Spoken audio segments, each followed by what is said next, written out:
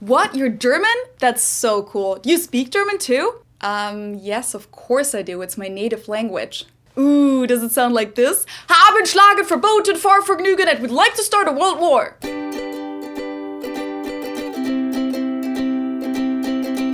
Hello, servus, and welcome back to my YouTube channel. My name is Felicia. I'm originally from Munich, Germany, but I have been living here in Cincinnati, Ohio since 2016. A couple months ago, I made a video where I talked about 5 mistakes that German natives make when speaking English, and I promised you guys to also share some tips regarding mistakes that you should avoid when speaking German as a second language. And I did make a video about how to pronounce German brand names correctly. However, I didn't really explain any general rules in that one. So today we'll change that and I'll be sharing my list of 6 mistakes that you should avoid when speaking German. But before we start with the list, I'd like to take a second and introduce today's sponsor, Lingoda, because even though I will be giving you some language tips today, that's obviously not enough to fully learn a language. But Lingoda can help you with that. They're an online language school, which is obviously ideal for our current situation because you can do it from home. And it's also very efficient so that you'll be able to speak your target language confidently within just 3 months. And the best thing is that you get up to 100% cashback if you attend all of your classes. They do offer German, but for those of you who'd like to learn another language, they also offer English, Business English, Spanish, and French. And for English, they also offer free access to the Cambridge Speaking online test. Just in time for the new year, Lingoda is doing the Sprint, which is actually a really cool challenge. More than 35,000 people have participated in the previous Lingoda Sprints, and I personally think that it's a great motivation to learn a language with so many other people at the same time. All teachers are native speakers, and there's a maximum of 5 students in each class, which is amazing for learning a language because it means that you'll get to speak a lot, which is really important, and you can also ask all of your questions. So if you want to participate in the Sprint, it starts on January 15th, 2021, and you can sign up until December 28th.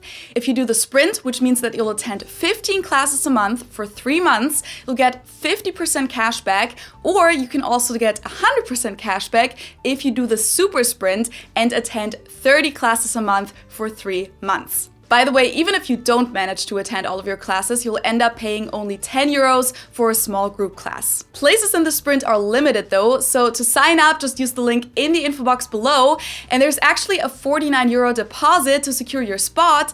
But with the discount code WIN70, you'll get a 10 euro discount on that deposit. And with that, let's get into the list of 6 mistakes that you should avoid when speaking German. I'll be talking about a few pronunciation issues first, and then about spelling and a pretty cool grammatical feature. The first point on my list is one that I personally find extremely important because it makes a huge difference in regards to whether a native speaker will understand you or not, and it's the difference between EI and IE. By the way, in this video, I'll mainly be referring to English native speakers who learn German, but the tips will apply to others as well. So both of these diphthongs do not exist in English, but in German they're very common, and even though they look very similar, they're not the same, and it's important to know how to pronounce them. So the EI is pronounced I, basically like the English letter I. That letter is pronounced I in German, by the way. People usually learn about this diphthong in the very first German lesson when they learn how to introduce themselves and say Ich heiße, which means I am called. Or you may also know it from a word that seems to be every American's favorite, Scheiße. Or you can even think of the name of the American President Eisenhower. I like to say that if you need a memory aid to remember this, you should simply look at the second letter of the diphthong and pronounce that in English. So for this one, the second letter is I, so you pronounce it I. Now, using that memory aid, when you look at the other diphthong, you can probably tell that the IE diphthong is pronounced like the English letter E. So it's I. People usually learn this one really early on too, because when you ask someone else for their name, you say, Wie heißt du?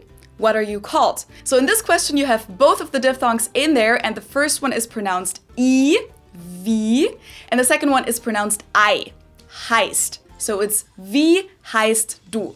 Wie heißt du? Now, the reason I'm putting so much emphasis on this is that many English speakers get these two confused even when they're already at a higher level of learning German, and it's just pretty difficult for a native speaker to understand what you mean when you mess these up. Just to give a couple examples, this word is pronounced Reise, and it means journey or trip. But when people pronounce it Riese instead, they're really saying this word, which means giant. Another example that comes to mind because it rhymes would be Wiese, which means meadow, but if you mispronounce it and say Weise instead, it means wise. And this famous German band is also not called Rammstein, which is what I hear most Americans call it, but it's Rammstein. Another common pronunciation issue is the CH sound that we have in German. Again, you learn this one right at the beginning usually because this is part of the word for I, ich. So when you say ich heiße or ich bin, you already have to use this. The CH sound doesn't exist in the English language, and therefore it's pretty much the equivalent to the English TH sound that many other nationalities struggle with. Many people therefore try to replace it with a sound that they know from their native language, which is why English speakers often say ich instead of ich. Ich heiße Feli instead of Ich heiße Feli. And just like with all pronunciation issues when learning a second language, there's nothing wrong with that per se, as long as people can understand what you're trying to say.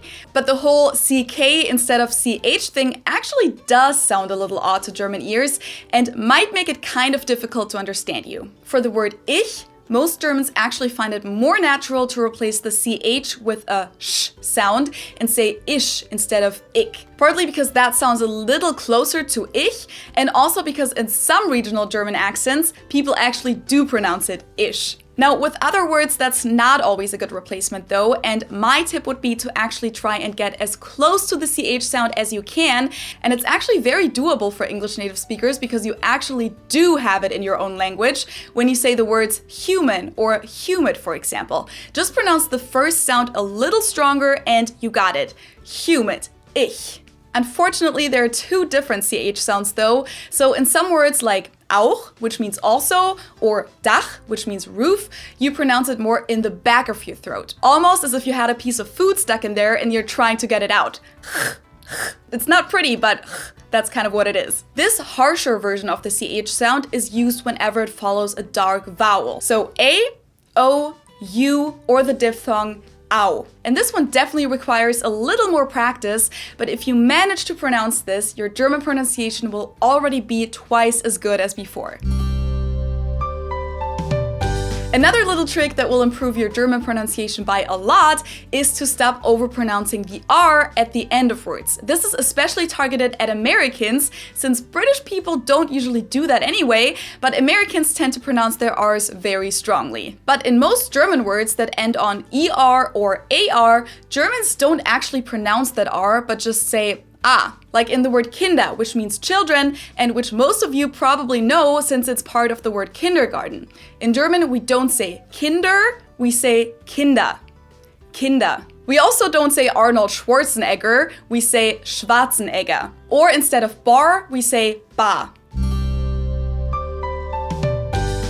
Okay, so I'm not gonna make this video all about pronunciation because in many cases, it's really not the end of the world if you can't say everything properly. So I'll just summarize a few more pronunciation tips briefly. So besides the EI and IE diphthong, it's also important to know how to pronounce the other diphthongs we have, and those are au, oi, and then this one sounds exactly the same, oi. Then you should also make sure not to pronounce the German Z like Z, but the German Z is a lot harsher. It's actually pronounced like a TS, so ts. So this word is not pronounced Zeit or Zeit, but it's Zeit. Same goes for knowing how to pronounce the German W. We don't have the English W sound in German at all, but instead we pronounce the W like the English V. So we say V as in Wasser. And then of course the German R is tricky for many people to pronounce.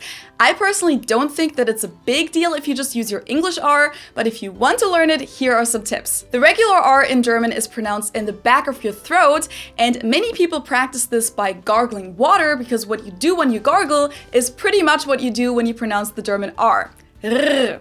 rrr. Except that once you say it in the word, you just say it very briefly, like in Rasen or Drache. For those of you who can roll their R's like you do it in Spanish, that's also an option, because in some regions of Germany, mainly in the south, many people do roll their R's instead of pronouncing it in the back of their throat. So if you do that, you'll sound a little more like you'll have a regional German accent rather than a foreign one. And my last point on the pronunciation list are vowels. Again, this isn't a huge deal breaker, but if you'd like to pronounce things correctly in German, one major thing to be aware of is that, unlike English vowels that are technically diphthongs, where you make two different sounds for one vowel, like a, German vowels are pure, so you really only make one sound. So instead of a, it's just a, no moving your mouth. The other ones are e, I, O, and U. The next point on my list has to do with spelling, or rather capitalizing words. And I'm saying this because even though it may seem like it's not a huge deal, these mistakes really make it hard for German natives to read something, and in my experience, many German learners don't really seem to be aware of how much of a difference it makes. First of all, we don't capitalize the word ich, so I in German, like you do in English. In fact, English is the only language that does that, so unless the word ich is at the beginning of a sentence, it's lowercase in German. I have seen Americans do this wrong a lot, just out of habit, that's why I'm pointing it out. What is capitalized in German though are all nouns, and when I say all nouns, I really mean all of them. In English, only so-called proper nouns are capitalized, like names, places, countries, etc. And there are also proper adjectives that are always capitalized in English, such as the adjective German or American. Everything else is lowercase in English, including most nouns. In German, every noun is capitalized, which can make it a lot easier to look at a sentence and pick out all the important words quickly. Fun fact though, and this is something that I didn't even know until I looked it up for this video, nouns used to be capitalized in English as well until they changed it sometime in the 19th century, but the US Constitution and the Declaration of Independence are actually still written with all the nouns capitalized. The last point on my list is a grammatical thing, and obviously German grammar is very tricky and there are lots and lots of rules and not really a lot of tips, except that you'll have to learn those rules, unfortunately. One tip that I have for English native speakers though is that there's actually one thing that's a lot easier in German than it is in English, and that has to do with tenses. Of course, the structures of these different tenses are kind of complicated in the beginning, but unlike in English, you can use the present tense in a lot of different contexts in German. Like when you talk about the future, you can just use the regular present tense with a time adverb and say, Ich gehe morgen einkaufen. I go shopping tomorrow, instead of saying I will go.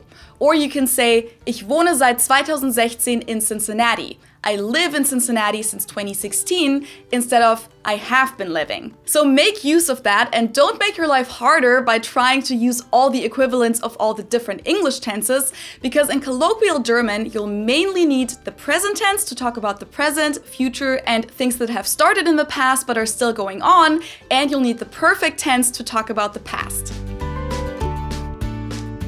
So that was the end of my list for today. Of course, there are many, many more tips that one could share about learning German, so if you have one in mind right now, make sure to put it in the comments below. Like, what's a mistake that people should avoid when speaking German? Or what's a mistake that you hear people make a lot? Or what's your secret tip when it comes to learning German? Thank you so much for sharing. I hope this video was interesting and helpful for you. And if you'd like to hear more about language learning, how to become fluent in German, and also how I learned English, make sure to check out my podcast Understanding Train Station that I host together with my friend Josh, because in our latest episode we actually talked about exactly that topic. All the links are in the info box below. Of course, don't forget to subscribe, follow me on social media if you want to, and I hope I'll see you next time. Tschüss!